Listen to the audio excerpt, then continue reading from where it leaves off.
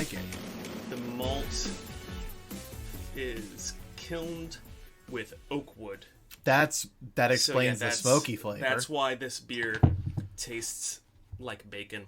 Well, welcome to the podcast where we talk about spooky things. We also review beer. That actually doesn't sound like a bad podcast. Yes, welcome to the Bacon Beer Bro podcast. Booze and booze. That's that booze and booze. Oh no! Welcome. Actually, what we're called is our haunted backyard. Yes, everybody, welcome back to our haunted backyard. Thank you for coming. This is what, episode 2 ish. Because we're putting out episodes. We put out episode 0 because we were like, yeah, we're confident in this. We can release this. We're talented enough. We're talented enough white men. Yeah, with beards. With beards. So your typical white guys who start podcasts. But yes, welcome to our haunted backyard. Yes, welcome. The only podcast. That's right. We are the only. The only. We've destroyed all other podcasts. We've consumed them Kirby-like to gain their power. Except for the McElroys, they're the final boss of podcasting. We have consumed at least all of the spooky, scary podcasts and formed them into ourselves, into our own ether. We are, of course, joking. There are a lot of spooky podcasts that we both love that we would never want to see go away at all. But yes, we are back for episode 2-ish because they're just like all good comic books. We have an issue 0. Yes, yeah. Or origin stories. And that's actually kind of what that episode is about. Yeah, that's actually exactly what that episode is about. So if you haven't listened to that yet, and this is your first one, welcome. But also, there's no particular order you have to listen to these in. It's not like it's the MCU or anything. But if you don't listen to it in the right order, you will miss out on the hidden clues where I tell you where the buffalo head treasure is hidden. I forgot all about that treasure.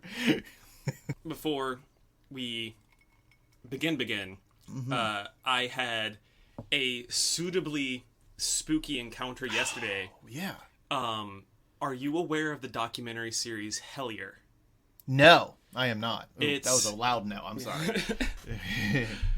It's a the documentary series Hellier. Yeah. It's on YouTube for free. Okay. And it is about it's a paranormal investigation documentary, but it's not like any other paranormal investigation documentary you've seen. It's not like Ghost Adventures or anything like that. Yeah. It's very cinematic. Okay. And it goes beyond kind of just we're ghost hunting with electronic voice things and stuff like that. Yeah. Into kind of the high weirdness side of ghost hunting, and where ghost hunting and Sasquatch hunting and cryptid stuff and ghosts, like all of that stuff kind of like intertwines and crosses. Interesting. And it's nominally about this couple who get an email. They run it's Greg and Dana Newkirk. They run a traveling museum of the occult. And they get an email from a guy in a little town called Hellier, Kentucky, about these goblin creatures who come out of the caves near his house and are like tormenting his family. And it ends up leading into all kinds of other weird things. Okay. Greg and Dana Newkirk live in this region. I live in our region of Ohio. Yeah, and I saw them at an antique mall yesterday. And I was like, is there a sane way to walk up to someone and say, "Hi, I like your Goblin documentary"? I don't think there is. So how did you? Did you just? I didn't say anything. To them at all because I was like, they don't. I'm a nervous human, and that's fair. They seem like nice people, and I'm sure they would have been very gracious. I'm sure they would have. Like, and when in this kind of like realm of this, you're like, I would hope that you're not like a Zach Baggins. I hate Zach Baggins, the guy from Ghost Adventures. He's the worst Baggins. Like, he is the worst Baggins. It's a good thing he didn't get the ring. Yeah, God, he'd just yell at it. He would just yell at all the Nazguls.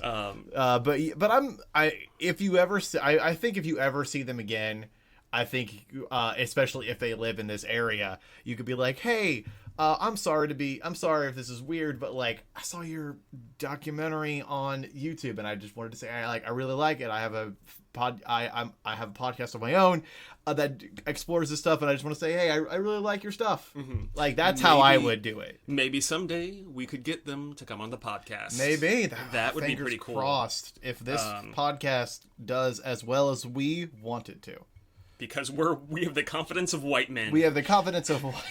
That sounds so bad. Speaking of white men. Yes, speaking of white men. So, Eric. Yes. What do you know about Dayton, Ohio? Well, like on the paranormal side or just in general? In general. Like what, like... I know that, I know about, like, Wright-Patterson is near Dayton. Exactly. Like, Wright-Patterson is near Dayton. I know that. I remember also, besides the fact that I know about, like, a lot of the bars that around here, but I remember also hearing back, I want to say, like, in the 60s or 50s, I remember hearing a rumor or, like, a rumor-proved fact that a supposed... like it was either the Roswell crash or a supposed alien craft crash wreckage was brought to Wright-Patterson Air Force, and that's what kind of the movie Super 8 was based off of. Like sort of kind of like loosely based on the fact that there was like supposed alien wreckage brought to Ohio, and I think it was in Wright-Patt. Yeah. So. You're right on the money, my friend. Oh. Because today, we're going to be talking about Wright-Patt Air Force Base. Yeah, okay, awesome. Yeah, I don't know too much about Wright-Patt Air Force Base, but I know it's weird. You're going to learn some fantastic things. Oh, okay, let's go. I'm excited. So, Wright-Patt Air Force Base, which is one, if not the biggest employer in Dayton, one of the biggest. Mm-hmm. Like, yeah, I would have to say. It's a very big base. Lots of research and things like that go on there. Chances are, if you live in southwestern Ohio, you know somebody who works at the base, even if they're not in the military. Yeah, they have a lot of like contractors and civilian people who work there. My father-in-law actually taught there as an engineering professor. Yeah. But yeah, so it was designated on January 13th, 1948.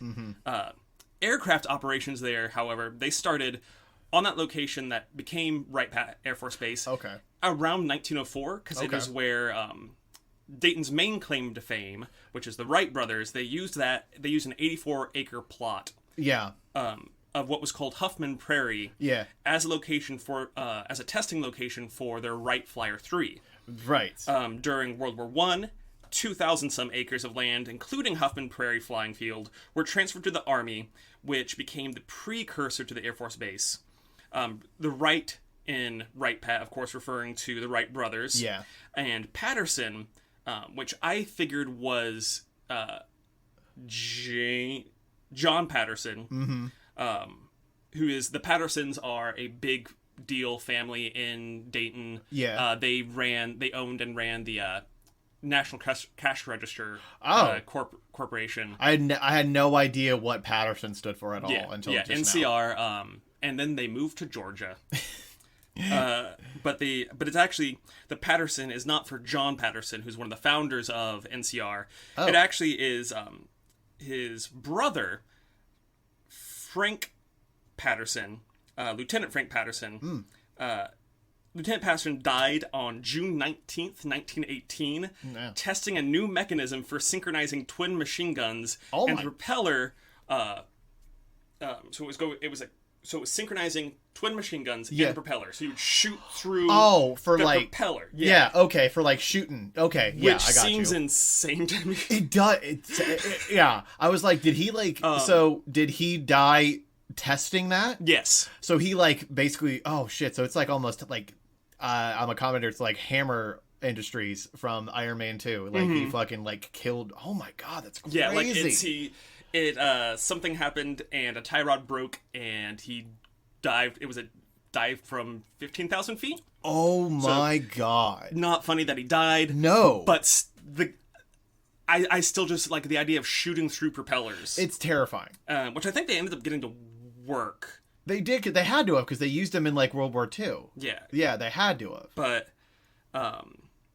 so a little fun fact. Yeah. So that was a little history background. Yeah. Another little fun fact. Yeah. Not to get like all white guy sacred Indian burial ground. Oh yeah, I know what you mean. There is, however, an Adena culture mound. Okay. On Wright-Patt. Okay. Which, when you spend a little time delving into UFOlogy and just kind of high weirdness in general, Adena mounds pop up everywhere. Really? The mound. There's a lot of correlation between like the mounds and cryptid sightings, UFO sightings, but then also like government weirdness, like the Wright-Patt. Yeah. Of course. Yeah. There's also in Miamisburg. There's a mound out there that also became home to a laboratory that built basically like detonators for nuclear bombs.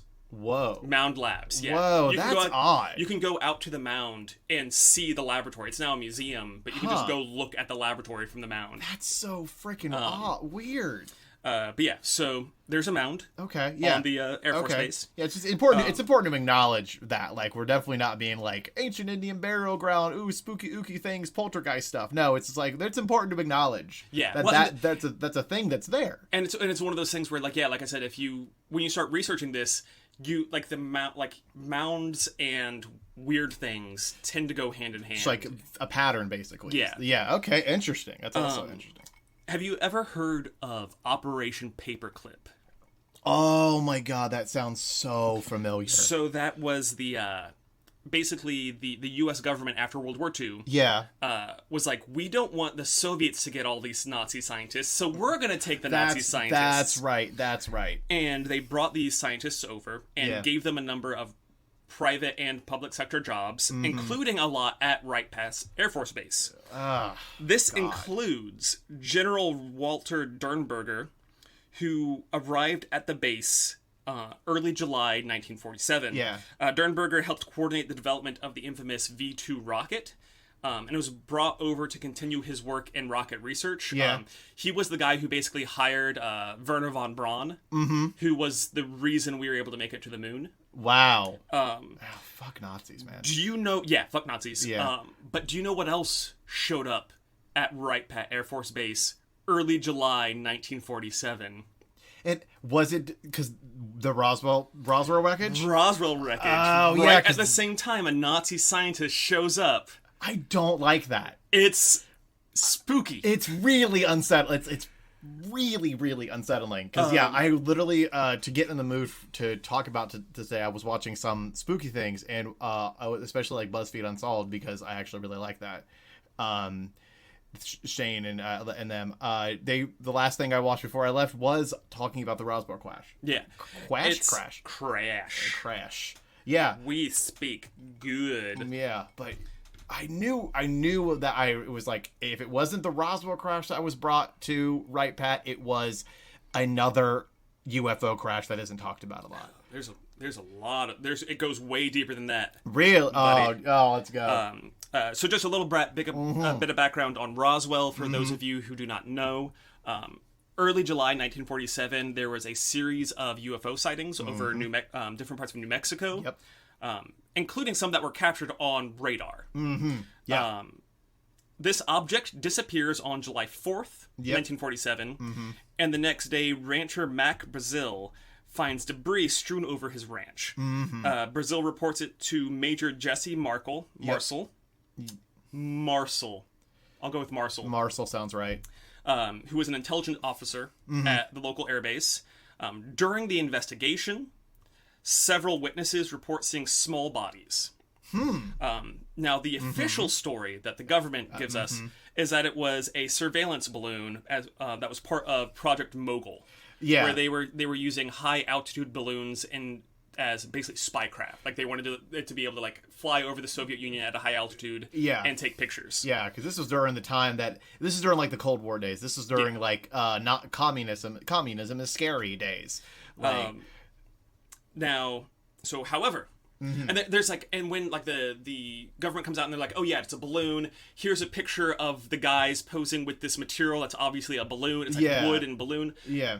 However, I can't remember exactly where I got this. I think it was from a documentary I watched, a recent documentary that was about aliens in general. Multiple witnesses testified that the debris that picture was, and that it's a very famous picture, but we'll post it with the episode. Yeah. They said that debris did not come. That debris was different from the stuff they found at the ranch. Oh. The debris that they found at the ranch was definitely not a balloon. It was metal. They would hit it with a hammer and nothing would happen. I heard about that. Like nothing would happen, and then you could like crumble it, and it would go back to its original state. In some reports, they said it was very light. Like it almost was like you were holding nothing. But it was still definitely a metal. It was still definitely a metal. It was a physical metal thing. Which I know like some high altitude balloons use like aluminum stuff like that in there. Yeah. But they were like, yeah, no, we would hit this with a hammer and nothing would happen. Yeah. It was not a balloon. Now, as we've already discussed, where do they take the debris and possibly bodies? Possibly, yeah. Dayton, Ohio, bitches. Which is like, why is that such to me, like, just, even though we're both from Ohio, why is that just the last place I would think to take an alien body? Part of it was that, at that point in time, Wright-Patt, I don't know if it was the biggest Air Force base, but it was it's still one of the biggest Air Force bases. One of the most important. And it is a major, like I was saying at the beginning, it was a major center of research. Yeah. So that makes sense to me, is that if they had something they didn't know what it was, we'll take it to the people at Wright-Patt. They'll do research. That's nuts. But this tie to Wright-Patt and aliens, however, goes much deeper. Please. Have you ever heard of a little thing called Project Sign? No, that's one I have not heard of. Maybe you heard it under a different name called Project Grudge. No, I have not. I've not heard of either. Then maybe a little thing that was its final form called Project Blue Book. Yes, I have heard of Project Blue Book. Wright-Patt Air Force Base was the headquarters for Project Blue Book. No way. Yeah. Really? Holy they have shit. A mysterious Hangar 18 that they deny exists, but that is supposed to be where they store all the technology, the bodies. Oh my god! But there are that may or may not exist. Right, may or may not. There is an alien archive there. There is the Project Blue Book archive, and I found this wonderful story. Yeah. Which, if you know anything kind of about like deep politics and political history and the weird things that happened during the Cold War. Oh my god, I've been listening to the last podcast on the left a lot, and they're doing a big deep dive into like MK Ultra. So like, oh my god. So Senator Barry Goldwater, who like Goldwater, he was a major political figure, ran for president. Was kind of the precursor to the modern right wing movement. He once asked General Curtis LeMay, who, once if you know anything about like Cold War history, LeMay's a big deal. He was basically the guy who's like, we should just nuke all of Russia and just deal with it. But Goldwater once asked Curtis LeMay for access to the secret UFO room at Wright-Patt. Hey, can I? Let me see them aliens. You think you could do me a solid? And I just want to see them their aliens.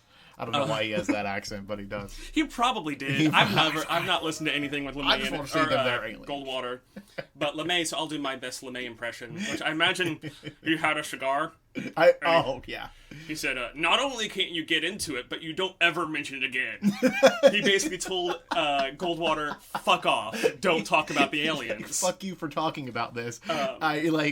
Don't talk about it ever again. So,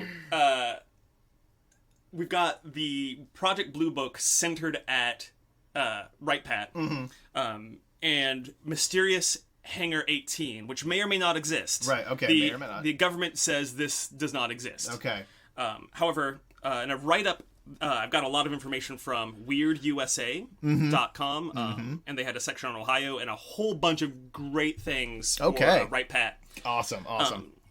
But so, quoting from Weird US, in the 1960s and 70s, one of the most prominent UFOologists in Ohio was Leonard H. Stringfield.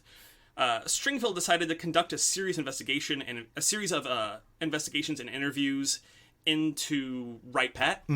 And as ufology historian Jerome Clark points out in his books, Stringfield began publishing a series of monographs with credible first-hand accounts of people saying they'd seen the bodies, the Roswell bodies, at Wright-Patt. Oh my God!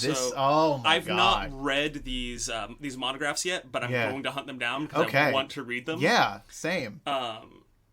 There was also it's not just this was not just Roswell. This ends up being Wright-Patt becomes the UFO place, the alien place. If you got an alien problem, you go to Wright-Patt. Go to Wright-Patt. Wright-Patt deals with it. Oh my God! Oh my God! Which is just insane. It's right there. It's right there. Like, we are recording this. Like, it's really like, close. We're sitting outside Wright-Patt now. Yeah. There's some guys with guns. We're sitting outside Wright-Patt right now. With guns. They're shooting. Please, sirs, we just want to clap the cheeks. I just want to pinch the cheeks. So like when everybody went to Area 51 a couple years ago, and they're like, they can't shoot us all. Yeah. They went to the wrong place. They should have come here to Wright-Patt. Oh my God. I just want to like imagine, like, because I went to Wright State University, which was an offshoot of Wright-Patt. Yeah. Very close to it. And I just imagine all of these people. I could like see myself like sitting in one of the buildings there, watching all these people Naruto run at the Airforce base. Did you end up seeing the shit show that ended up being the Area 51 raid? I remember watching it. I can't remember much about it. I remember being at work on the day that it was going down, and it turned into like the shittiest festival that you have ever seen in your life. Like, there was only the only nugget of amazingness was this like a news report and this one guy Naruto running in the background of an actual legitimate news report. But like, it turned into this like super shitty festival. Like, people had pop-up tents selling alien jargon. Yeah, and it turned into like, it made me I was disappointed in the human race. Yeah, which isn't an uncommon thing. It becomes a meme, and then you take the meme and you turn it into a marketing device. Yeah, it was. That's the life cycle. Yeah, it's a life cycle. UFO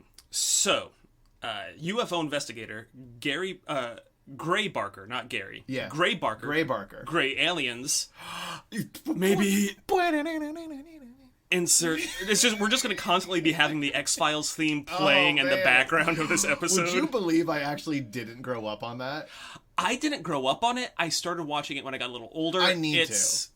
It's some good stuff. I really need to, yeah, because like, you would think I would have grown up on it, but no, it scared the hell out of me. No, I am 100% an X-Files bisexual. Like, I need to watch it. I'm a Mummy bisexual, but I'm open to being an X-Files bisexual. Oh, there are two types of bisexuals: Mummy or X-Files. X-Files. Yeah, but I'm willing to be both.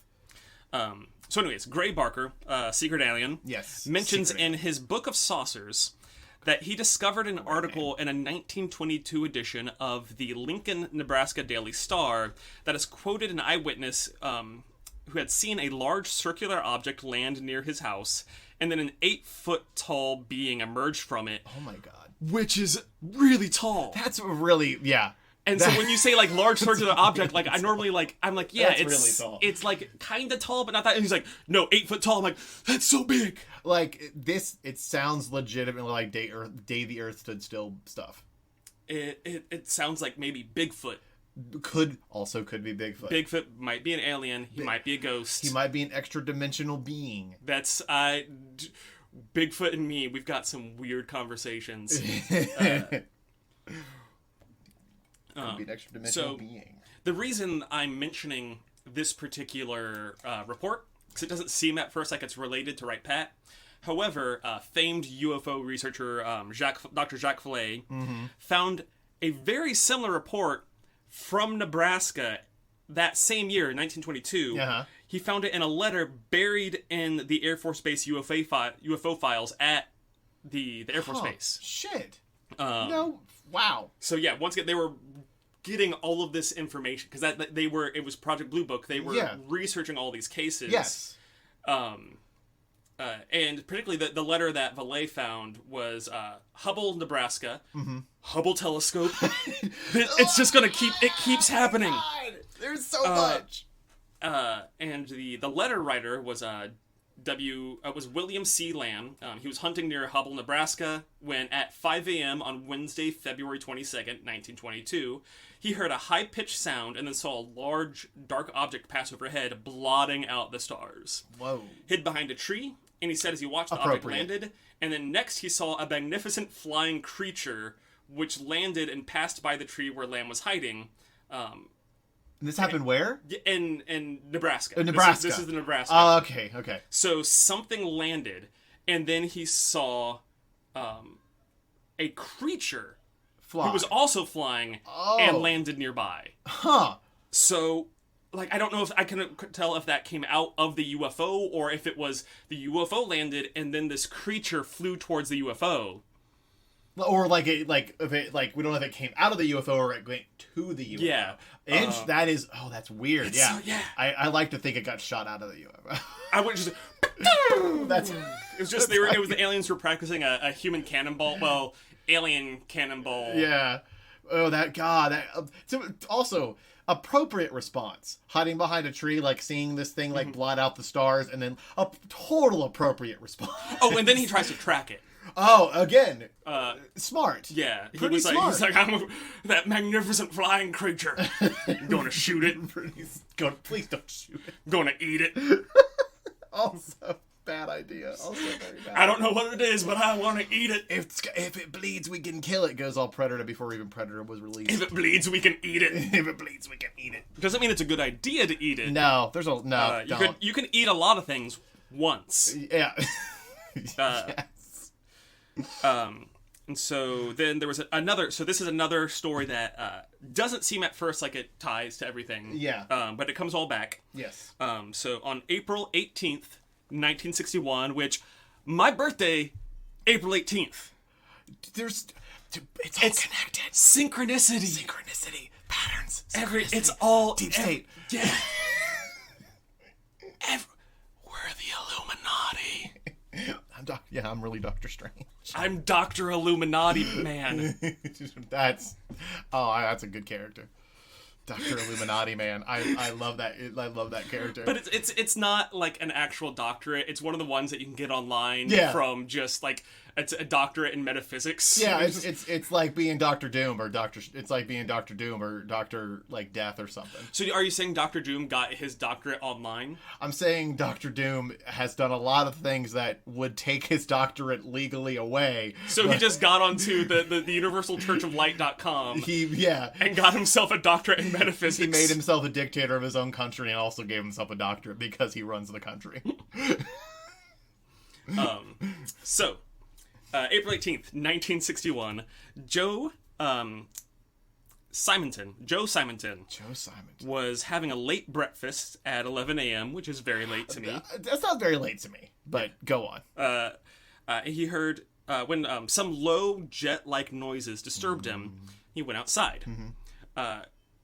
He saw a disc land, hatch open, and then this is again from weirdus.com. And they say, so I'm assuming they're quoting from the report, a non-threatening being gets out of it. Hey guys. And I was like, yeah, it's like, is it like, what? How does he know it's non-threatening? Yeah. Does it have a Hawaiian shirt on and just some sandals? Was it Korg from Ragnarok? It's just some hey guys, what's up? I'm just here to like. I'm here to cook, as you'll see. What? Yeah. So this isn't still in Nevada. We're still in Nevada. Is this Ohio again? I don't know where this one is. Okay. But it's yeah. So I'm not 100% sure where this one is.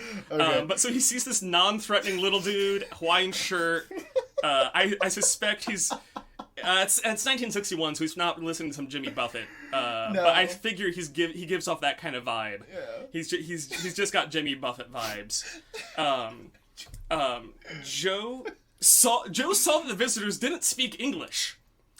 Okay. And that all communication took place in the form of gestures. Oh. But also, according to Joe, he picked up a telepathic message to get some water in a jug for the entity. It's just like, hey man, I don't have water.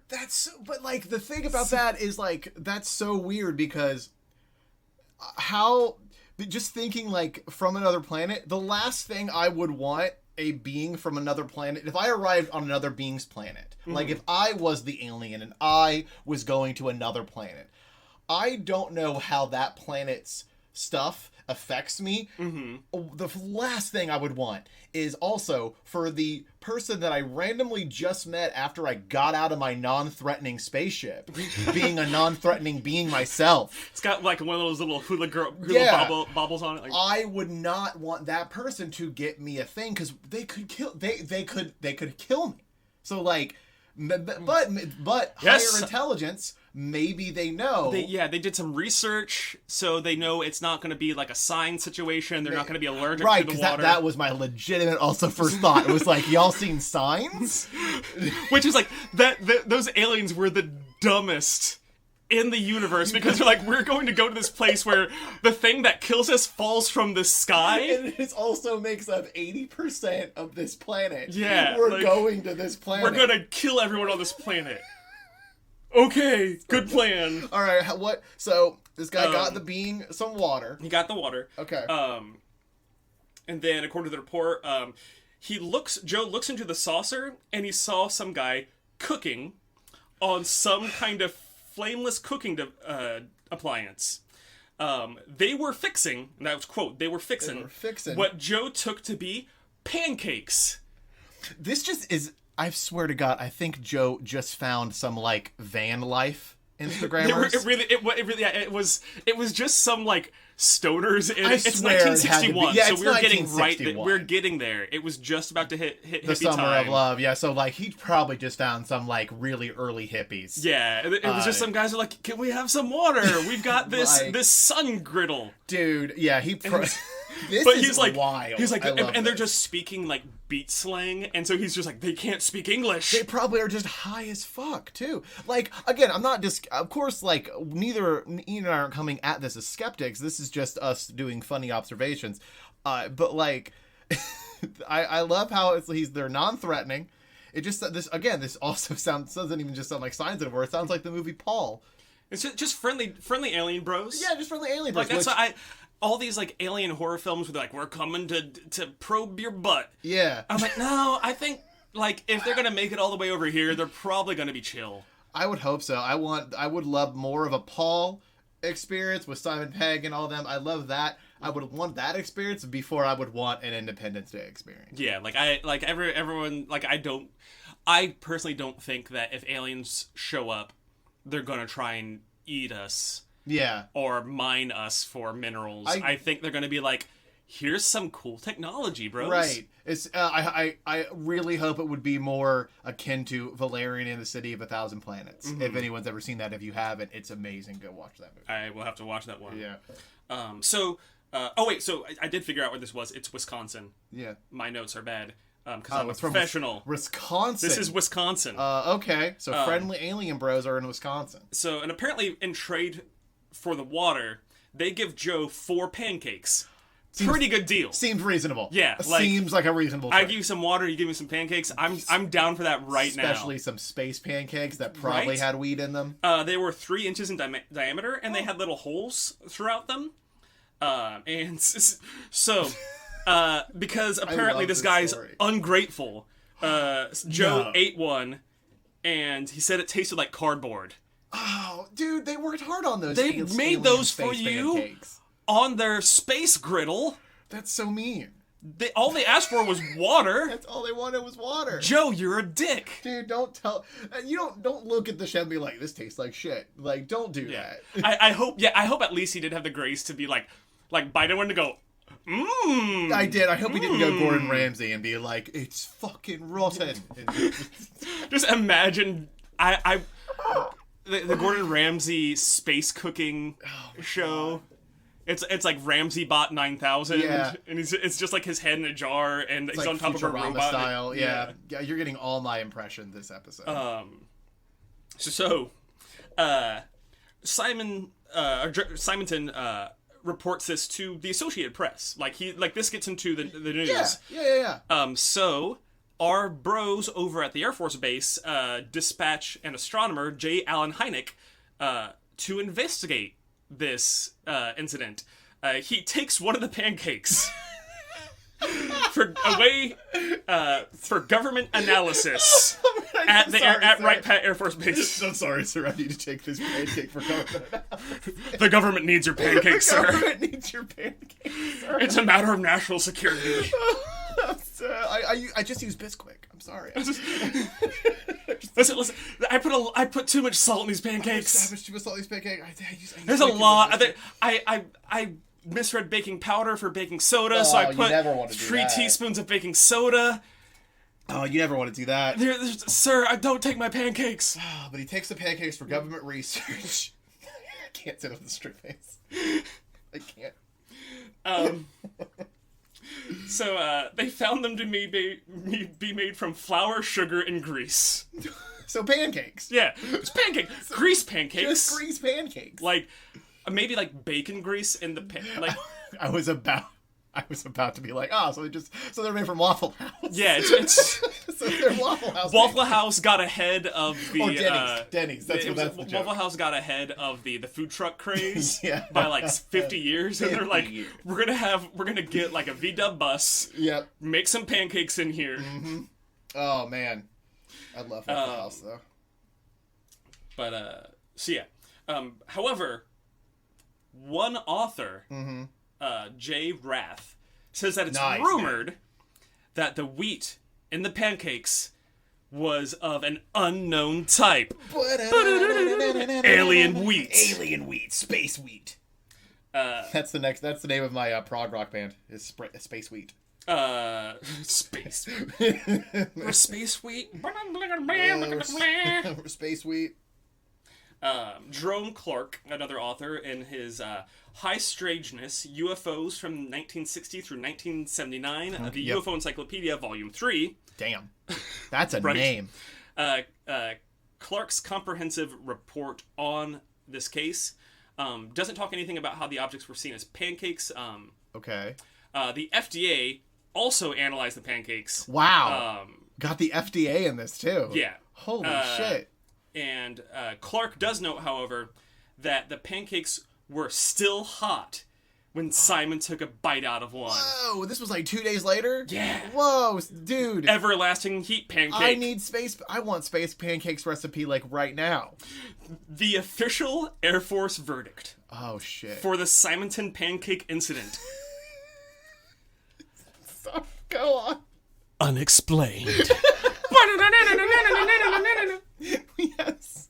Fortean investigator George Wagner tells Weird Ohio that he got to see the famed Simonton space pancake. What? There's like how many years later? Some odd years later. At least 10 years in the 70s. Oh my god. In the 70s. Where did he find this space pancake? Where? Wright-Patt Air Force Base. Dude, okay, like I would love that needs to be in the hangar, the supposed hangar 18 museum on the mound. I want to see the space pancakes. It's and when they say that, it's like there's a pancake fragment that's been stapled to a piece of cardboard. This simultaneously sounds like the most in-depth UFO stuff, while also being at the same time the shoddily most UFO stuff. Well, and that's what makes me like kind of trust it. Yeah, that's what the government would do. They would just pin it to a piece of cardboard. They're not going to know what's going on, just as much as we don't know what's going on. But Wagner reports that it was strikingly honeycombed in appearance, and was nearly as much air holes as it was substance. But this may have been due to the outer space food drying out over the years. He said, quote, "I really didn't have much experience studying 15-year-old pancakes." Who does, though? Yeah. Honestly, I mean, there's got to be a pancakeologist out there. I mean, the way they describe it, it sounds like molecular gastronomy, which is like that, which is just a fancy name for like when a chef wants to be really weird with their food and make like pomegranate foam and serve it to you. Like, there used to be a sci-fi channel show about it, but like it's basically just like turning food into other weird things. Like, so holy pancakes sounds like a thing, but maybe, and that's once again, maybe this was Waffle House getting way ahead of both the food truck and the molecular gastronomy craze, and that's what Joe witnessed. And then he's like, and then they never kept on with it because it still tasted like crap. It still tastes. They couldn't get that great Waffle House taste of maple syrup and cigarettes into the pancake. I say this with love. I love Waffle House. It's like you go there and you see like there's like the sugar or the salt and like pepper, but it's not actually pepper. It's just ash. It's just cigarette ashes. That's all it is. It's just cigarette ashes. Now, we also have an investigation from a book that I really want to read. Relatively recent, came out within the last few years. By Raymond Seismansky. Raymond Seismansky. Nice name. He was a former research engineer at Wright-Patt, learned about the alien stuff there, and he traveled all across the country interviewing UFO witnesses, and turned that into a book called 50 Shades of Greys. I love that fucking title. 50 Shades of Greys, Evidence of Extraterrestrial Visitation to Wright-Patt Air Force Base and Beyond.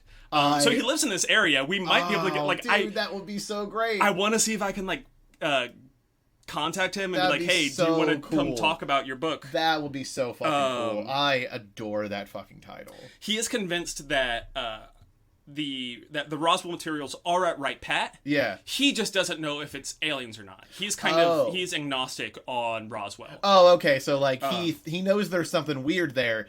But is it going to say it's aliens? Is it going all in on it's aliens? But he does believe in the UFO phenomena. Okay. Because when he was researching for the book, he saw a UFO.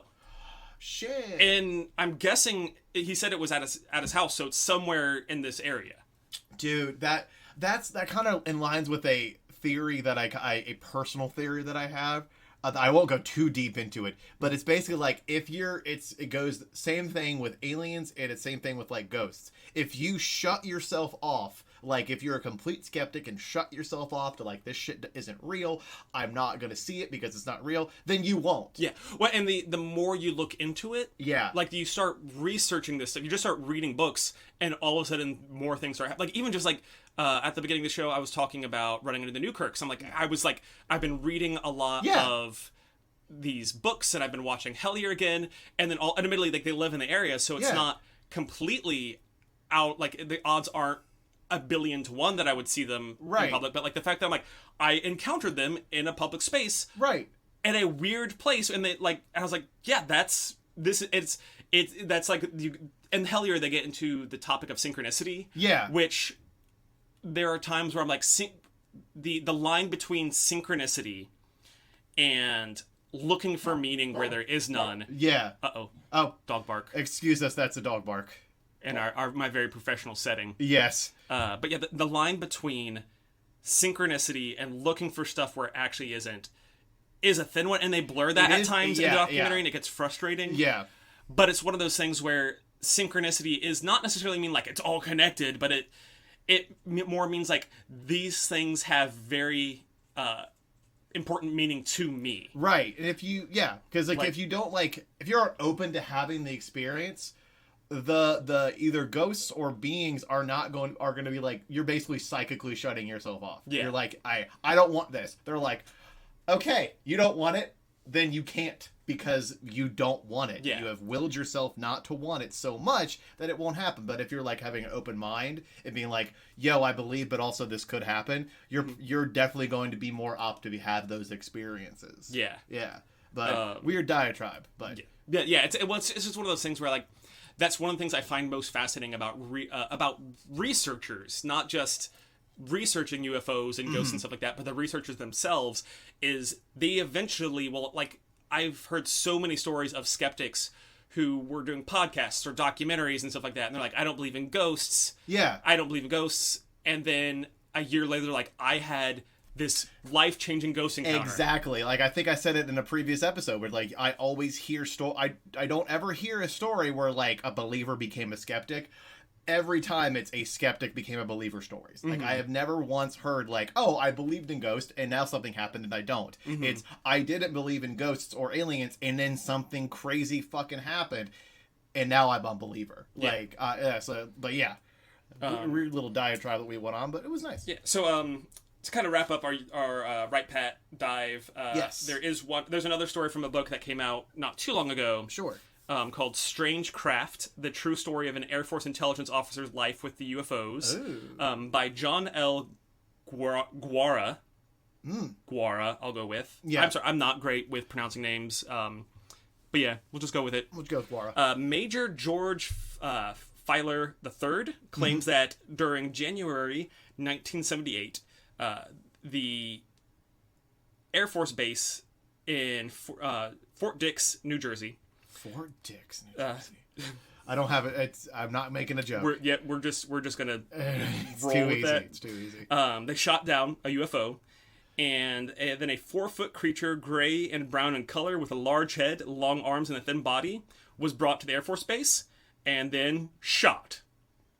God, that's so sad. And it like. That what sucks. if it was one of the pancake guys? What if it was one of the what if it was one of the non-threatening pancake aliens? Yeah, like why'd you shoot him? Why do you have to? He wants to make you nasty pancakes. We don't have to shoot everything. We could have got more space pancakes, and they could have still been hot. But then Major Filer says that a cleanup crew from Wright-Patt came in to remove the body. What? Okay. And then. January 1985. In 1985. Okay, the Air Force Base releases this statement. Periodically, it is erroneously stated that the remains of extraterrestrial visitors are or have been stored at Wright-Patterson Air Force Base. There are not now, nor have there ever been, any extraterrestrial visitors or equipment on Wright-Patterson Air Force Base. Yeah, fucking right. That's exactly what you want us to think. Yeah, like, fuck, like, come on. Also, it might be haunted.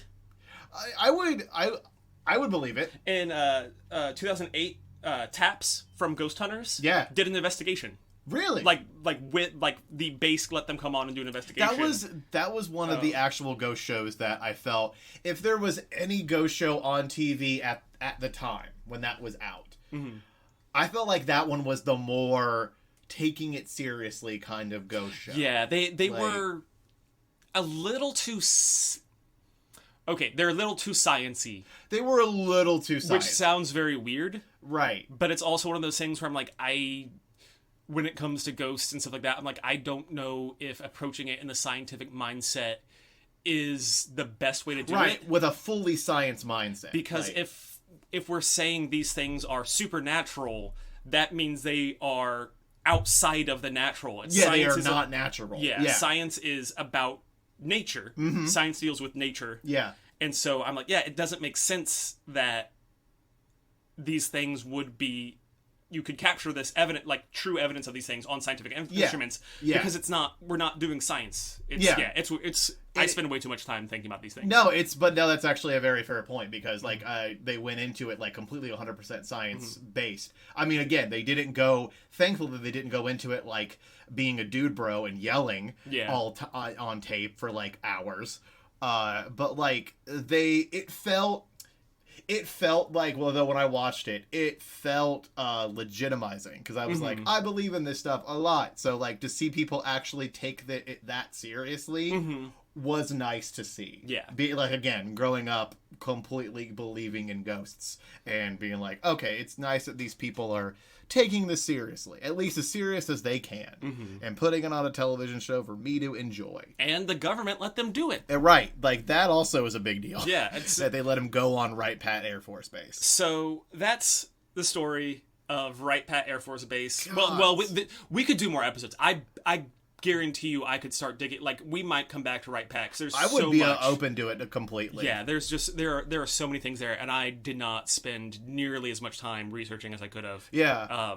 Partially because I don't want this podcast to last 3 hours. Right. We're not, what is it, Astonishing Legends? Yeah. We are not them. They do great work. They yeah. do great work, but we are not them.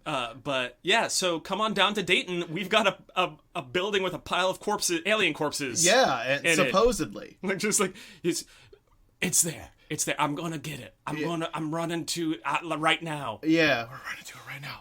We're getting close. I'm just gonna climb over the fence. No one's gonna know. Tink, tink, tink.